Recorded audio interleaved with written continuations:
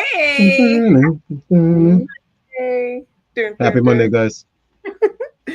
Welcome to Say That channel and welcome to our Monday rundown. We Who love else, the who else Monday notices that Janelle is turned down this year as opposed to last year with the intro?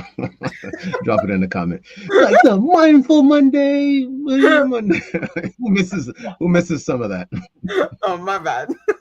Well, I don't we're want to here break for up your the monologue, Monday but rundown. who out there notices? If this is your There first we time go. with us, There we go.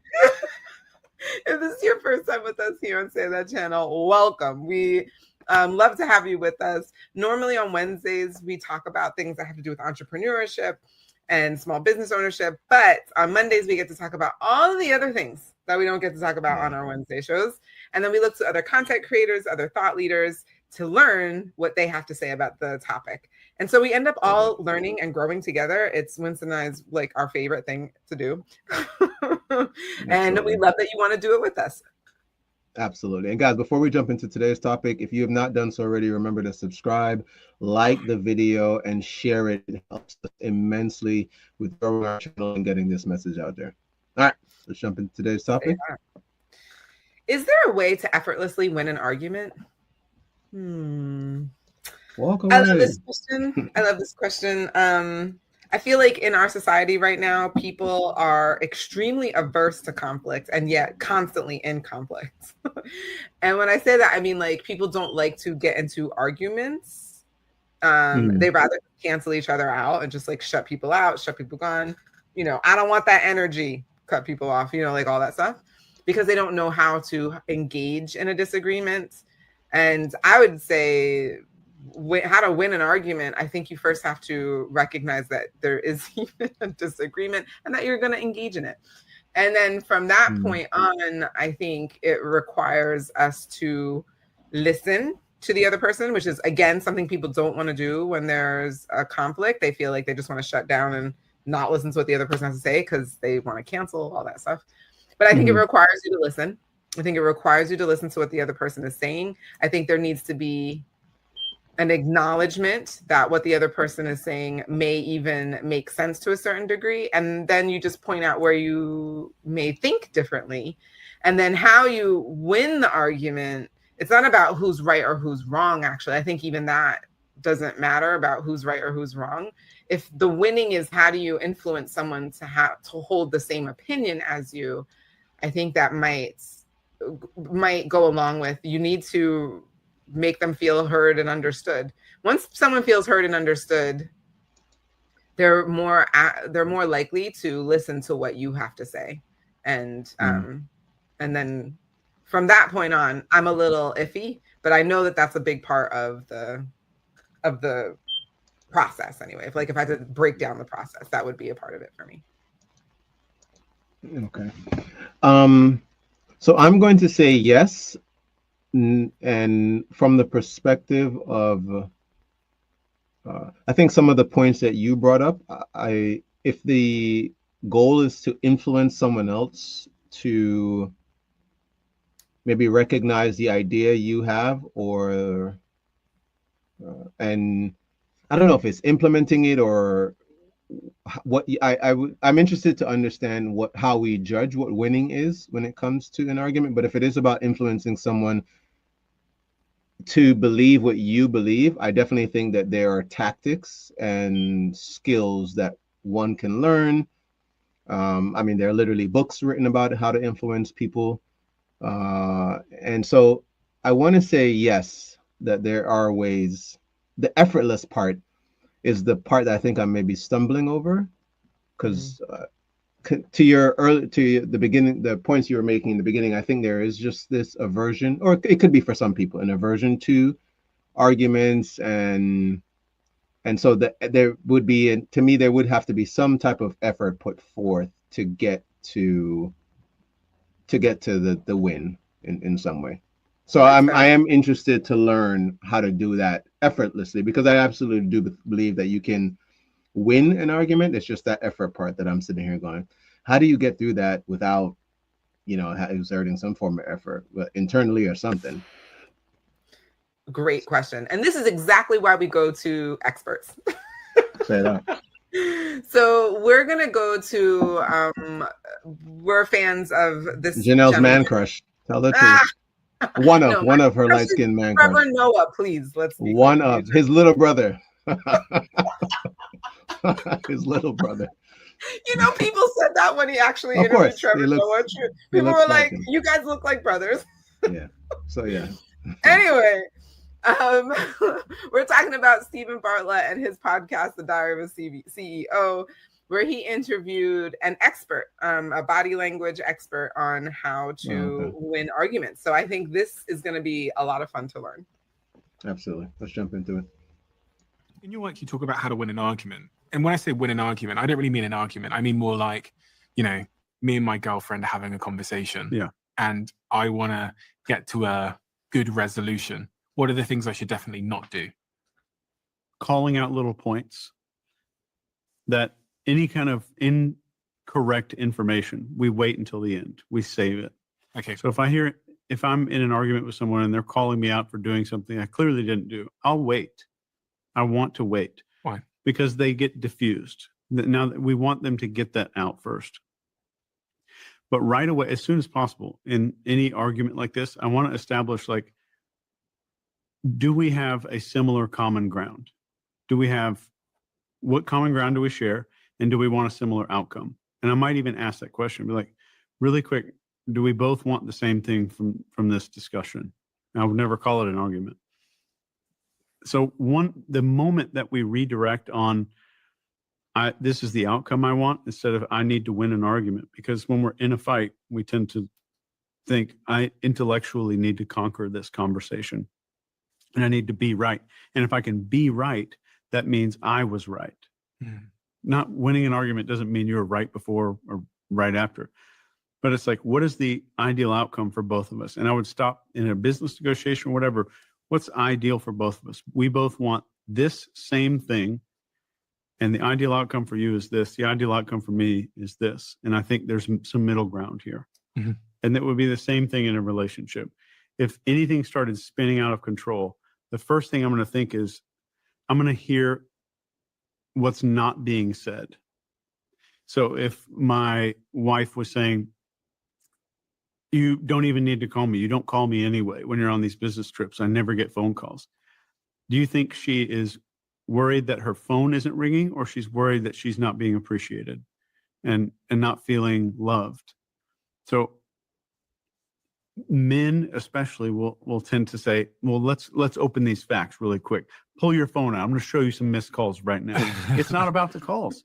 I need to hear what's underneath the statements that someone is saying. You need to hear between the lines, just like a behavior profiler. So what's the emotion that's starting here? Is it anger? Is it loneliness? Is it feeling unappreciated? I need to understand what the emotion is behind what someone's saying and address that, and never address exactly what people are saying to try to win an argument. I just posted a video on YouTube 3 days ago it was called The Narcissist Off Switch. And it was how to disarm any narcissist. And there were these very specific methods, but the biggest method of all was to always think about what they are using to get out of you. So if I'm in an argument, is someone using fear, obligation, or guilt? And that acronym spells FOG. Mm. So am I going to get in trouble, or can I recognize when somebody is using fear, obligation, and guilt? And if someone is doing any of those things, I want to call it out in a non-confrontational way. So let's say you give me some line about, like, if you don't do this, I'm going to have to work 19 hours next week. So it's never about the hours, and it's guilt, right? Mm-hmm. I could say, Stephen, maybe you didn't mean to, but it sounded like you wanted me to feel guilty about me working next week. And I know that you're a good person. I don't think you meant it that way. So I will absolutely call out any fear, obligation, or guilt, always. But I'll call it out in a way that says, maybe you didn't mean this, but it sounded like this is what you were saying right here. And I always want to use that word where it's non-confrontational, and I want to give them an out. So in interrogation training, we always call this the golden bridge. In the art of war, they say, give your opponent a golden bridge on which they can retreat. Mhm. So they can retreat across this golden bridge. And trap them in a corner. Yeah. So we give them an out that's beautiful. So maybe you didn't mean this. And I always want to think about going back to that. What is the hidden feeling or fear that's behind what they're saying? They're scared of something. They're scared of losing a deal. They're scared of losing money. They're scared of looking a certain way. They're scared of what the people in the room are going to think. So where is the hidden fear in someone's argument? Anytime you're in an argument, there's a level of concealed fear. And just 30, 40 seconds, you can find that. And a lot of people teach this as a tactic, but just stopping and looking at a person after they do that in an argument is so incredibly powerful. Just stopping and looking at them. Yeah. So like say you made that statement to me about, I'm going to have to work 19 hours next week. The moment that I stop, it lessens the power of that statement because I'm not stopping as a tactic. I'm choosing to stop because I want to process what you were saying. And that helps people to do that because it feels less awkward as if I'm doing a tactic, I'm doing that thing, but I'm just pausing because I'm going to actually reflect on what you just said. And I'm going to use that time for just a minute. I might look away. I might, as soon as you're done talking, I might say, and I might just take a moment and say, Stephen, maybe I heard this wrong, and go right into that. So that long pause is so effective in conversation, especially when it's meaningful and it's not a tactic. If you love the Diary of a CEO brand and you watch this channel, please do me a huge favor. Become part of the 15% of the viewers on this channel that have hit the subscribe button. It helps us tremendously, and the bigger the channel gets, the bigger the guests. So interesting. Love it. I do love his guests, and now I want to watch the whole interview. I thought what he said, first of all, finding common ground. I actually had that thought in my head, making someone feel understood and heard. And then the next thing is finding common ground. I forgot to say it because I got caught up in whatever I was saying. So I love that he said that. I think that is one way, because then it's no longer an argument because we both want the same thing, right? If we both want the same outcome, then you've won. We've both won, actually. Like it's not about one winning and one not winning. It's about how can we figure out how to navigate to the same place if we have a common goal. So I really love that he said that. Yeah. I also love that. And just establishing that is actually really helpful. Go ahead. Yes, and establishing that, yes, like from the very beginning. And I also love actually how he ended it, which is to say that all arguments come from a place of fear. There's some sort of hidden fear, and that's what usually creates the argument or the conflict in the first place. And then to sit and think about, okay, like, are they using fog? So are they trying to create fear, obligation, or guilt, right? Mm-hmm. And then what is the potential fear behind what they're saying? And giving them the golden bridge. I don't mean, I'm not necessarily giving them the golden bridge so you can trap them. Give them a golden bridge. So again, you're not trying to be combative, right? It's if you have a common goal, then both of you will win in the end anyway. So anyway, those are my thoughts. I thought it was really good though. I love what he's got to say. Really good. One of the things I like that he highlighted was, and it may not be only men, but I do think there is this, let's bring facts to conversations or disagreements. And I like that he highlighted about the example he gave about, oh, let's bring up your phone and let's see how many times I've called you. And recognizing, and I've had this experience where you think something is about one thing, and you I guess I'll say as a guy, you want to point to facts, but it's not, because it's not about that fact. You bringing that to the table doesn't add or doesn't allow the other person, or it may make the other person feel unheard.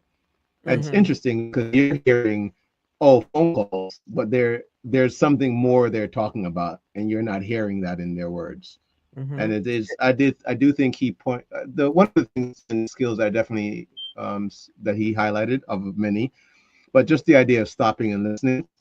I've read even just Art of War and things like that. They talk about just that idea, and especially in a lot of sales books, they talk about the first person who talks, and they explain some of the principles behind why that is, and how if you just sit there and just be quiet and let another person, it just allows for them. I like the fact that he said it allows them to diffuse maybe some of the emotions that's going on within them.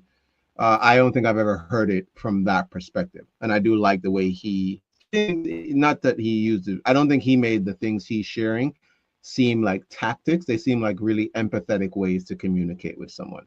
That's what I want to get across. The way he approached it seems very, I feel like he took a lot of old 4-hour work week kind of vibes and just put a little bit more emotional intelligence on it. Because I do think people know, you don't want to feel like you're being tacticked or whatever, but you do want to learn skills to resolve, emotional and sometimes daunting conversations that you may have. Crucial, there's the word. That's the word I was looking for. Crucial conversations that you have to have. Great book, by the way. Yeah, yes. Great book. And they do a little bit of that in there as well. One of the best ones that I remember was the whole husband and wife come home. They're, she's had a really rough day. He's had a really rough day. They get into an argument, and both of them wanted the other to comfort them, to each other, and they just never got an opportunity to express that, and it turned into a fight. But they were both looking for, like you said earlier, they were both looking for that common ground, and just never had an opportunity to express that. So really good stuff, man. Oh, so good. Hey, look, if you got something out of today's episode, please let us know in the comments. We read all of the comments. We want to hear it. This is one of the reasons why I love when we get into these types of conversations, because I feel like we can all do better. It's like a reminder of things that we can do to get better. And that's what we're here for on Mondays, to grow and learn and get better. So we'll see you next Monday. But until then, as always, remember that you deserve the good life. Say that. Say that. Enjoy.